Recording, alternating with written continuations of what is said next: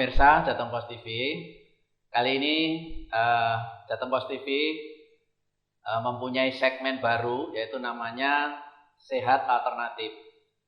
Sehat Alternatif kali ini kita akan membahas tema yang tengah populer yang ada di masyarakat, yang mungkin masyarakat juga sedang bingung, yaitu tentang ciri-ciri COVID. Apa bedanya COVID dengan tipes dan demam berdarah? Itu yang sering membingungkan masyarakat. Nah, pada segmen Sehat Alternatif kali ini kita sengaja menghadirkan seorang tabib, namanya Tabib Febri dari Semarang. Dia sudah ada di tengah-tengah kita. Sengaja kita hadirkan ke studio Jateng Pos TV untuk kita ajak bicara, ngobrol tentang masalah COVID, DB dan tipes ini yang membingungkan masyarakat. Beliau adalah seorang tabib, seorang herbalis, dan juga seorang terapis. Intinya beliau menangani berbagai keluhan penyakit secara alternatif. Begitu ya, Bib ya.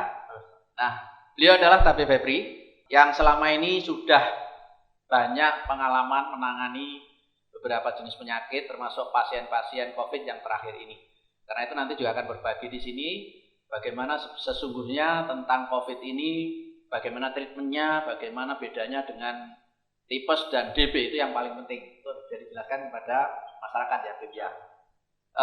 Sebelum kita ngobrol panjang tentang sehat alternatif bersama Tabib Febri, mungkin bisa kami sampaikan bahwa Tabib Febri ini setiap harinya juga menangani beberapa pasien, keluhan-keluhan pasien berbagai macam penyakit di Semarang dan Jawa Tengah khususnya. Bagi yang membutuhkan ke depan untuk bisa konsultasi sama beliau ada di nomor 0856 419 82017. Sekali lagi, kontaknya Tabib Febri adalah 0856 4198217. Oke, Bib, kembali ke tema kita bahwa masyarakat saat ini sedang bingung tentang perbedaan ketiga keluhan tanda-tanda sakit itu. Yaitu yang pertama COVID karena sedang melanda kita, yang kedua DB, kemudian tipes. Di masyarakat itu cirinya sepertinya sama, tapi kita itu nggak bisa mendeteksi mana ini sebetulnya sakit apa gitu. Oh enggak, baik. Bismillah. Jadi COVID, DB, terus kemudian tipes itu sama-sama penyebab utamanya itu kalau DB sama COVID itu sama-sama virus. Kemudian yang tipes itu bakteri. Di sini sering gejala itu hampir mirip. Kenapa? Karena gejala sendiri adalah reaksi tubuh, bentuk daya hidup mempertahankan daya hidup diri dia sendiri, atau berupa reaksi pertahanan daya hidup. Maka pasti berhimpitan. Karena jenis penyebabnya sama. Yang membedakan adalah reaksi-reaksi lanjutan. Jadi disitulah langkah awal bagaimana kita mendiagnosa dengan mengetahui ini bentuk daya hidup atau reaksi buruk atau efek dari virus, bakteri atau penyebab sakitnya tadi. Jadi pertama untuk COVID sama-sama virus, DB juga virus. Pasti awalnya berhubungan dengan demam karena dia ketika masuk ke dalam tubuh dia akan bertemu dengan imun dulu. Imun bereaksi dengan berupa mungkin kalau gejala ininya demam. Demam nanti biasanya ada berupa seperti pusing, kemudian mual, muntah disertai diare kan. Jadi COVID awalnya paling lazim atau ya benar-benar COVID itu awalnya pasti ada demam, mual, muntah, diare. Dan hubungan ini imbasnya efek negatifnya tadi pasti berisiko ke dehidrasi. Sedangkan kalau DB sama, demam tinggi, tapi dia ada jeda tapal kudanya, sempat turun, kemudian naik lagi demam. Tapi di fase turunnya ini bahaya. Kenapa? DB? Iya, DB. DB itu bahaya di fase turun. Jadi dia demam, kemudian turun. Ya. Sedangkan COVID itu enggak. Demamnya terus gitu ya. Iya. Mulai dari hari pertama sampai ke 5 ke 6 7 itu masih demam. Demamnya tinggi terus ya, nggak pernah turun ya. Nggak pernah turun. Kalaupun turun paling 1-2 derajat dikit lah. Misalnya sampai 38, 39, dia turun 38, naik lagi 39, 40 kadang. Itu COVID. Jadi dia stabil naik. Kalau DB dia turun. naik turun. Naik turun, mesinnya naiknya 2 hari, nanti turun, hilang, benar-benar hilang tidak. Tapi ini fase bahaya, Terutama naiknya kalau malam hari. kalau naiknya malam hari itu tipes. Oh, justru yang Iya, tipes itu. ya. Jadi kalau bedanya situ, ya. karena ini agak berimpitan, makanya saya bahas berdetail satu dulu. Jadi DB sama COVID tadi, demamnya naik kalau COVID. Kalau DB dia ada turunnya, fase turun di hari ketiga, hari keempat. Kemudian kalau tipes hampir sama, ada mual muntah, tapi kadang nggak ada diare, tidak sampai diare, hanya mual muntah. Kemudian nanti akan demamnya tuh cuma malam, kadang pagi itu seger, nggak ada keluhan, atau mungkin demamnya hilang pagi hari, tapi nanti mulai mendekati tengah hari, misal jam 12 atau jam 2, itu demam lagi, sampai malam lagi. Ini beda dari demam dulu.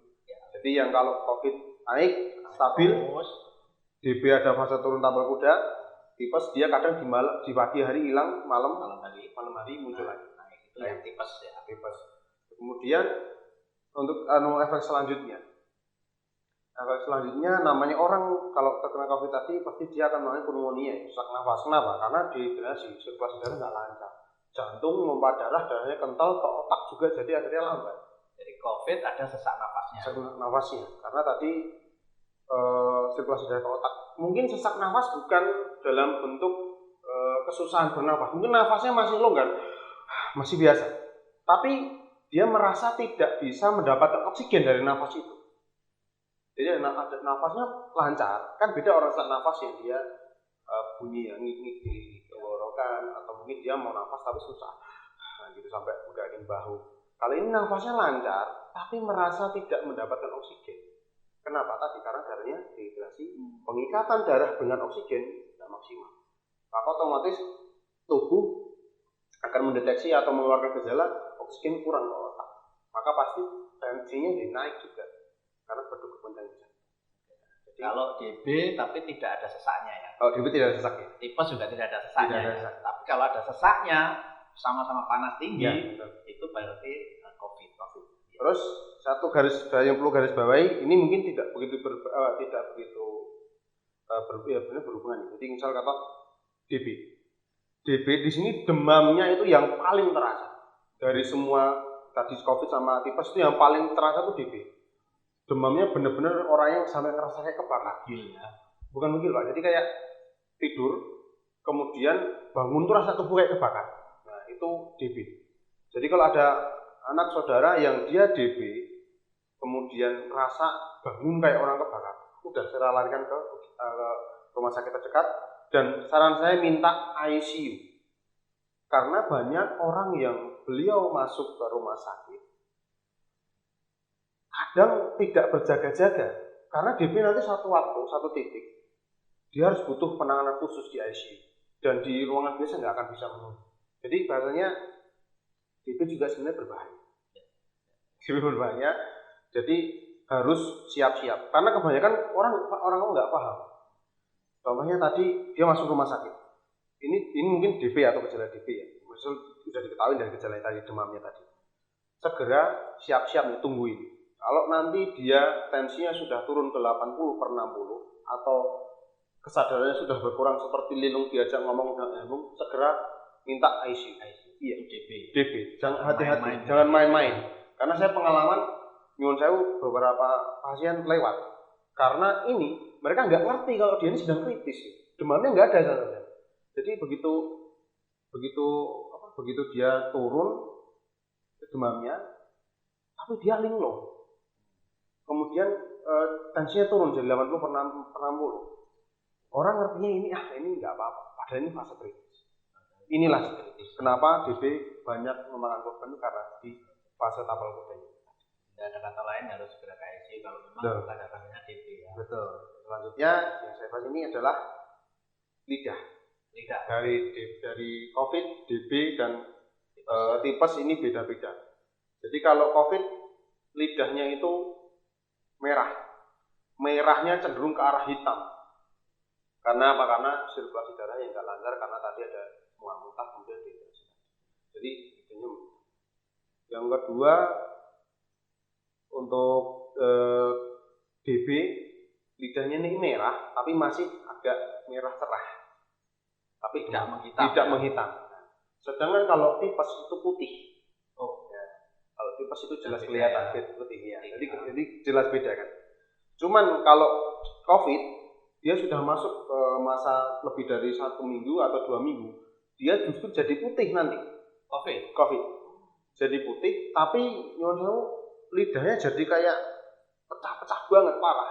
Jadi kayak menebal, kemudian pecah-pecah, beradangan. Betul. Itu sudah tanda dari paru-paru yang sudah mulai rusak. Jadi inilah diagnosa ataupun salah satu gejala dari lidah. Kalau COVID tadi dia pertama merah bersih ke arah hitam. Kemudian nanti dimasuk ke minggu kedua, ketiga dia akan mulai kayak putih, memutih, kemudian banyak pecah-pecah, kadang disertai dengan kerak.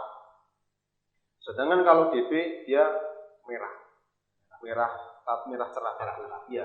Sedangkan kalau ya tipes itu putih. Sejak awal putih, paling terontong-tontong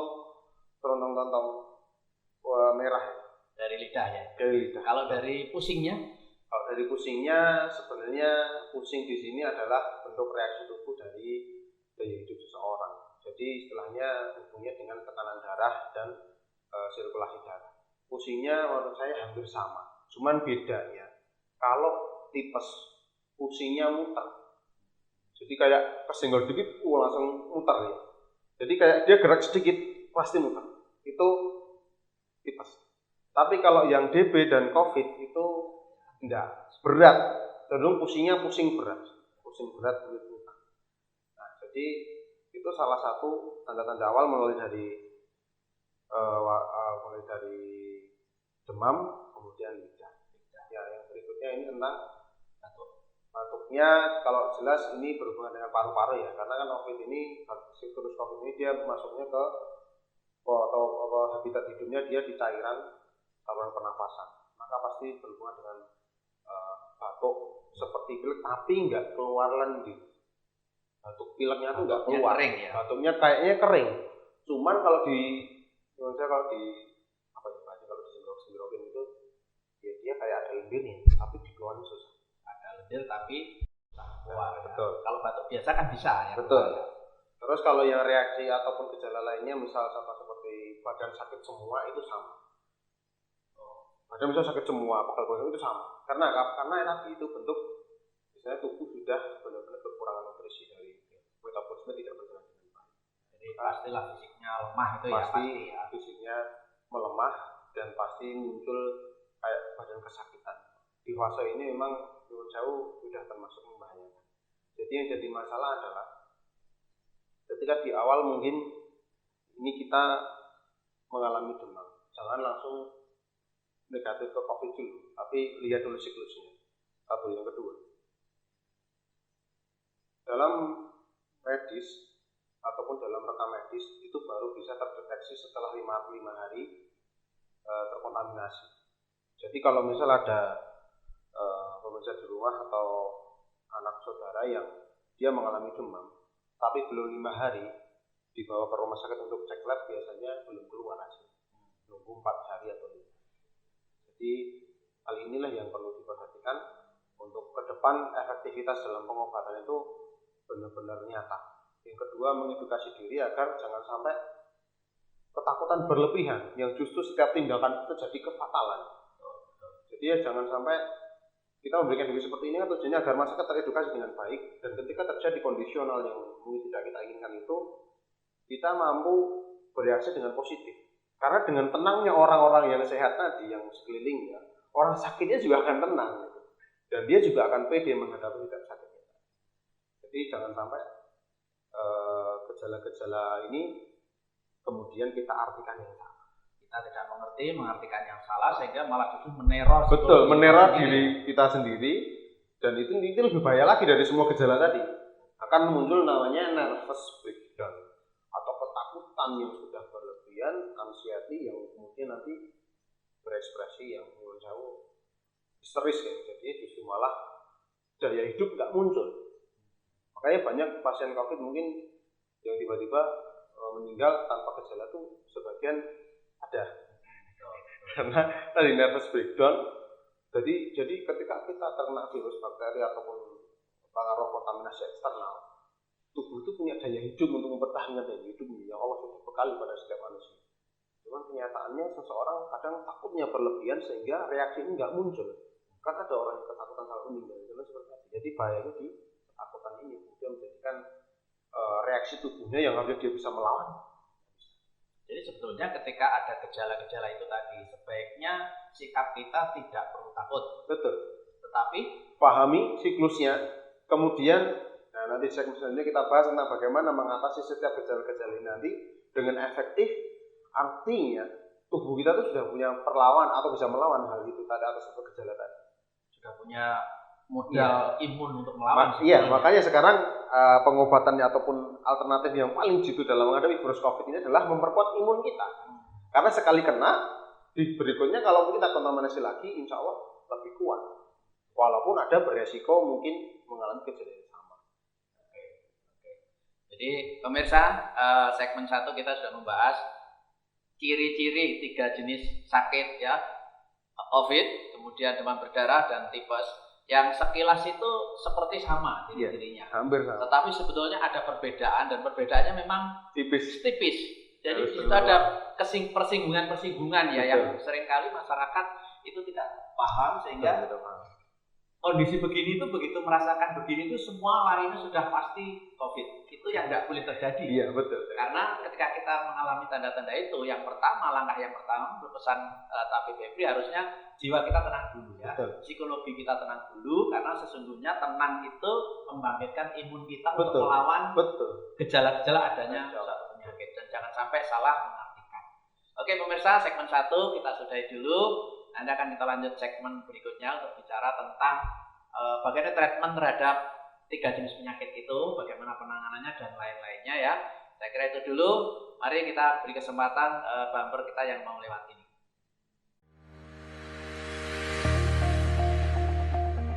Jateng Pos kini hadir dengan berita-berita yang lebih lengkap. Koran Jawa Tengah ini tidak saja mengabarkan berita-berita politik, hukum, sosial, dan ekonomi, tapi juga berita pendidikan. Anda ingin tahu opini para guru di Jawa Tengah? Ingin tahu prestasi sekolah hebat? Ingin produk Anda dibeli sekolah? Baca dan promosi di Jateng Pos. Jateng Pos, untuk Jawa Tengah lebih baik.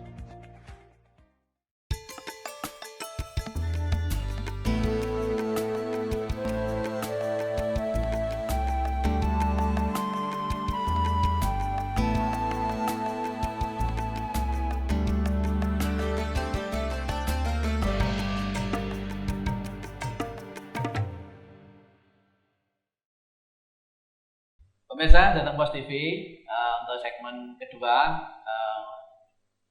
tema kita tentang sehat alternatif kali ini ya bersama Tabib Febri yang datang di studio kami di Jateng Pos TV untuk membahas khusus tentang ciri-ciri COVID, kemudian ciri-ciri penyakit DB dan tipes yang di masyarakat itu seolah-olah ini hampir sama ciri-cirinya padahal berbeda. Tadi sudah kita bahas. Untuk segmen lanjutan yang kedua ini Tabib Febri kita akan membahas tentang COVID secara detail. Mungkin Ustadz atau Tabib selama ini sudah banyak menangani pasien COVID ya. Terutama di musim pandemi ini banyak dimintai tolong oleh masyarakat untuk membackup penyembuhan COVID di luar penyembuhan medis mungkin ya. Tentu Tabib bukan sembarangan menangani karena mungkin Tabib juga seorang herbalis, seorang penyembuh yang juga sekaligus memproduksi herbal-herbal ya untuk penyembuhan. Khususnya pada musim pandemi itu herbal yang khusus untuk membunuh virus COVID barangkali ya. Oke, bisa diceritakan bagaimana selama ini menangani pasien-pasien COVID itu dan bagi yang sudah bergejala itu treatmentnya apa yang dilakukan? Pertama apa, lalu penyembuhannya bagaimana selain medis? Jadi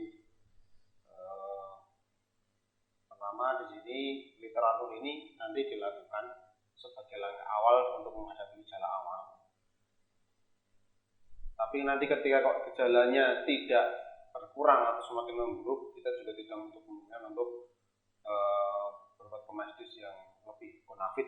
Jadi basic kiblat pengobatan atau langkah awal treatment untuk menghadapi virus ini itu sebenarnya memanfaatkan antibodi kita, memanfaatkan imun kita. Antibodi dan imun ini satu hal yang berbeda. Kalau imun itu dia sejak awal kontaminasi dia sudah ada, sudah aktif. Ada imunnya kuat, ada yang lemah. Sedangkan antibodi itu keluar ketika virus atau kontaminasi itu sudah terekam selama 7 hari. Baru nanti akan mengeluarkan. Untuk mengeluarkan ini pun ada bahan bakunya, ada istilahnya nutrisi apa yang kita butuhkan untuk menghasilkan antibodi yang lebih baik, yang lebih kuat. Asupan vitamin dan macam-macam berarti ya. Jadi kita proses terapi itu di tahap ini, di tahap awal. Jika sudah tahap lanjutan, ya alhamdulillah sebagian mengalami kemajuan yang luar biasa. Tapi sebagian lagi itu juga tidak untuk kemungkinan pun semakin parah. Apa penyebabnya? Nanti kita bahas di situ juga. Sekarang dari awal dulu. Jadi kita memanfaatkan imun dan antibodi. Dengan apa? Yang paling gampang dan ini lazim mudah didapatkan di mana saja di sekitar kita. Yang pertama adalah air kelapa muda dengan madu. Madu ini sebagai prebiotik ya. Air kelapa muda ini sebagai aktuatornya. Jadi air kelapa muda satu gelas atau satu biji, madunya perkirakan saja, yang penting cukup. Apa kental juga nggak masalah. Misal katakanlah per sekitar 9 sendok makan atau lebih dari itu boleh. Tapi literatur minumnya itu per 1 jam. Per 1 jam itu misal katakanlah sekitar 1/4 gelas ya, atau boleh 50 ml atau 100 ml per 1 jam. Tujuannya apa? Di madu ini ada enzim lipase, amilase, kolase, diastase dan enzim-enzim lainnya, asam-asaman, asam amino, asam-asaman yang dibutuhkan tubuh, fosfor, kalsium, natrium, semua kandungannya itu nanti dia bereaksi dengan air kelapa muda. Kemudian ketika kita minum, dia akan bertemu dengan biota dalam tubuh kita. Dalam manajemen biota dalam tubuh, yang nanti kalau misalnya suatu saat kita nanti bisa bahas yang tentang masalah bakteri dalam tubuh kita. Itu nanti dengan minum madu ini, tubuh kita itu metabolismenya akan meningkat. Dengan meningkatnya metabolisme, maka penghasilan imun itu juga akan meningkat. Maka ketika kontaminasi eksternal dia masuk, sel darah putih misal katakanlah dia juga akan lebih aktif. Kemudian pertahanan tubuh lainnya juga akan aktif. Yang kedua, cairan tubuh akan terjaga, yang otomatis menghindari dari dehidrasi. Yang ketiga, dia bisa salah satunya kan yang paling fatal kan di saraf pusat kita. Yang dikhawatirkan ketika darah masuk ke otaknya telat, pasti saraf kita juga kacau semua. Maka dengan asupan ini nanti dia juga akan menstabilkan saraf pusat. Tapi tadi ini per 1 jam ya. Bukan sehari 2 kali atau 3 kali, enggak, per 1 jam. Nanti habis bikin lagi. Bikin lagi. Itu paling enggak berturut-turut dari hari pertama, kedua dan ketiga itu terus. Sampai hari keempat mungkin dia seperti kadang di hari kedua gejala hilang. Tapi ke hari kedua gejala hilang tadi, jangan sampai ini ternyata DB kan gitu.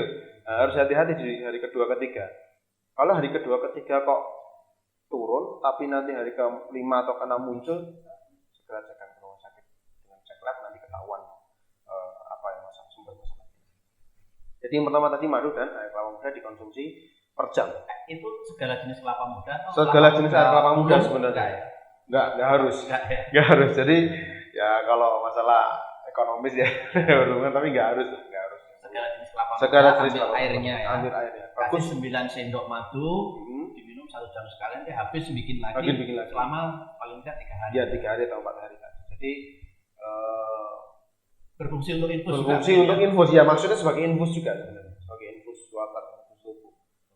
Baik, yang selanjutnya asupan makanan. Asupan makanan ini yang paling utama adalah buah dan sayur. Tapi ada klasifikasinya. Untuk orang-orang yang dia tensinya biasa tinggi, masih boleh konsumsi semangka, melon itu masih boleh. Tapi untuk orang-orang yang dia tensinya di bawah 120, misalnya dia 110, 100 biasa segitu, karena aktual tipikal jantungnya underaktual seperti itu, Maka hindari buah-buahan yang bisa menurunkan tensi. Semangka nggak boleh, melon nggak boleh, kiwi nggak boleh. Karena rendah. Ya, nanti justru malah tensinya turun, drop. Jadi buah dan sayur yang sekiranya mampu untuk menutrisi tubuh. Untuk makanan yang paling utama sih sebenarnya sesuai dengan sunnah ya, seperti labu, termasuk makanan kesukaan Nabi yaitu labu. Labu kenapa kau disediakan labu? Karena beta karotinnya tinggi. Labu, wortel, terus kemudian pepaya, cilembu itu beta karotinnya tinggi. Tujuannya untuk memaksimalkan fungsi organ dalam keseluruhan. Jadi kontaminasi eksternal berupa virus, bakteri tadi tidak mempengaruhi organ dalam, mengamankan organ dalam tubuh. Yang berikutnya adalah tentang misal dengan gejala-gejala seperti batuk atau kemudian pilek, menggigil dan sebagainya, itu nanti bisa dengan literatur sauna ya. Sauna dengan sauna mandi dengan sauna yang simpel. Misal contoh dengan ini untuk literatur ini dulu saya berikan kepada pasien-pasien terutama di tempat-tempat terbatas yang ada di pedesaan. Biasanya menggunakan merebus air. Nanti airnya dikasih sirih, dikasih serai, jahe, kayu manis. Tapi biasanya nggak cengkeh. Direbus, setelah mendidih, orangnya yang sakit ini didudukan, kemudian diselimuti. Nah, ramuan ini masukkan. Setelah mendidih kan, taruh di lantai, biar sampai ketutup sama orang yang tadi kan di saung. Nah, ini untuk melegakan tenggorokan, termasuk sterilisasi tubuh juga. Ini bisa dilakukan sehari sekali. Jadi selain asupannya tadi, dilakukannya sehari sekali. Atau ditiup gitu ya? Dihisap. Tapi biasanya kalau isap nggak ke seluruh tubuh. Tapi kalau dia pakai selimut bisa ke seluruh tubuh kena. Ya. Jadi dia penyetabilan bahasanya apa? Karena ketika kita seorang demam, panas tubuh tertahan di dalam. Ketika dia di sauna seperti itu, maka paru-paru membuka, panas tubuh keluar, patogen keluar. Patogen itu biasanya bisa dikatakan angin dingin atau angin panas yang mempengaruhi kinerja tubuh. Itu keluar, maka akan menjadi terjadi kondisi relaksasi, kemudian dia akan lebih tenang. Asupan nilai tadi selain dari untuk makanan sehari-hari, buah sayur, kemudian sauna ini. Nah, ini yang paling lazim dan paling mudah didapat. Minyak kayu putih. Minyak kayu putih itu sebenarnya ya bisa ya, Mas. Minyak kayu putih itu dengan dihisap atau dengan ditaruh di kulit nggak masalah. Lalu sebagian ada yang diminum, ada yang juga boleh. Itu salah satu alternatif juga. Dan itu sudah lazim di kalangan para tabib, para terapis itu termasuk lazim diminum. Tujuannya apa sih ya perkara tenggorokan? Jadi langkah awalnya itu ada gejala itu, ya, langkah awal adalah itu tadi ya. Dan harus istiqomah. Kemudian setiap terjadi efek positif, sambut dengan syukur, alhamdulillah, dan bombongan atau bangga atau angkat psikis kita. Jangan sampai kemudian justru maka urung mari ya, kok belum sembuh ya. Itu seperti itu juga akan memberatkan emosionalnya. Iya, mensugesti diri. Iya. Izin Allah saya sembuh. Dan alhamdulillah, masya Allah setiap literatur dijalankan, masya Allah mereka beliau-beliau yang sudah sembuh itu atau pernah sakit itu reaksi yang positif yang muncul itu sangat disambut dengan gembira. Saya lihat perbedaan orang yang seperti itu dengan orang yang tadi udah 2 hari kok belum reda ya demamnya. Seperti itu kayaknya berat ya orang seperti ini. Gitu. Beda dengan orang yang beliau masya Allah walaupun kemarin demamnya agak ini sudah agak mendingan, walaupun masih demam, optimis. Di sisi lain itu juga salah satu bentuk sugesti diri. Apa hubungannya? Nah, hubungannya dengan masalah penyerapan nutrisi. Obatnya benar, diagnosanya benar, penyakitnya benar itu penyakit itu gitu ya. Cuman kadang kesembuhan kok belum datang. Inilah masalah utamanya. Jadi artinya itulah kenapa kami selalu bermoto bahwasanya kami hanya teman ikhtiar. Anda yang berhajat, Allah yang menyembuhkan. Karena obat terapi itu semua adalah wasilah. Iya. Makanya tadi kenapa ada orang yang diagnosanya benar, obatnya benar, bahkan obat sudah mewah tapi nggak sembuh. Di sinilah masalah utama. Sambut setiap setiap reaksi positif itu dengan kebaikan, dengan rasa syukur dan tawakal kepada Allah. Yang berikutnya adalah penyebabnya itu dari penyerapan. Setiap orang itu punya penyerapan nutrisi masing-masing. Ada orang yang menurut saya dia makannya banyak tapi nggak gemuk. Ya. Ada orang yang makannya dikit tapi gemuknya nggak kurus-kurus gitu.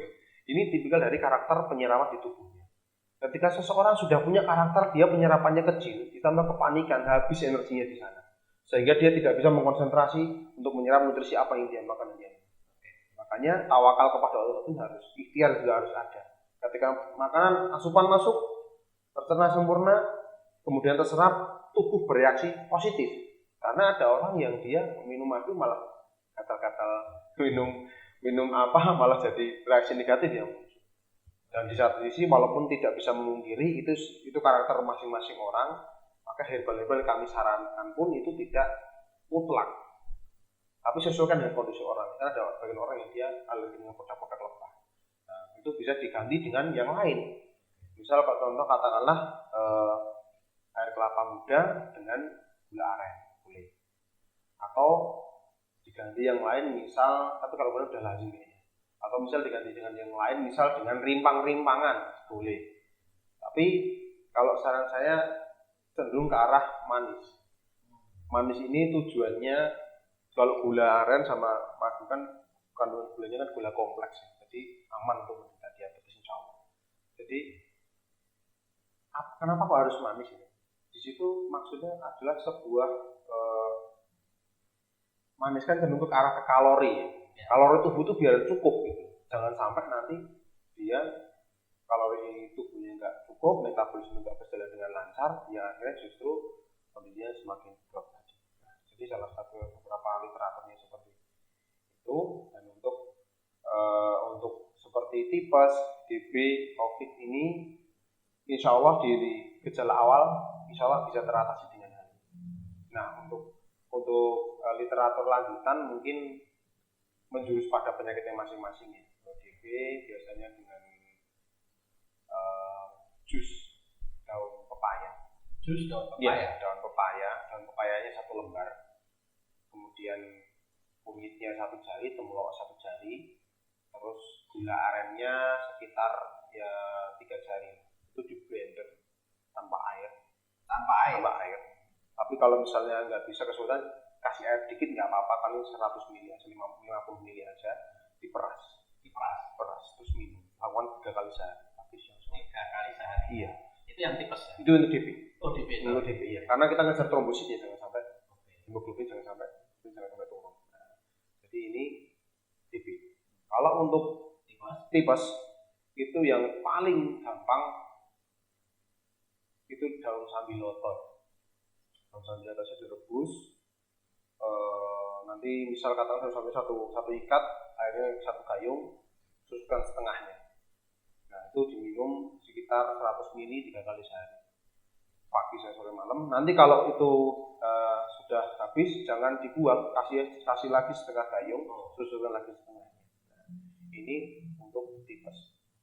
Tapi untuk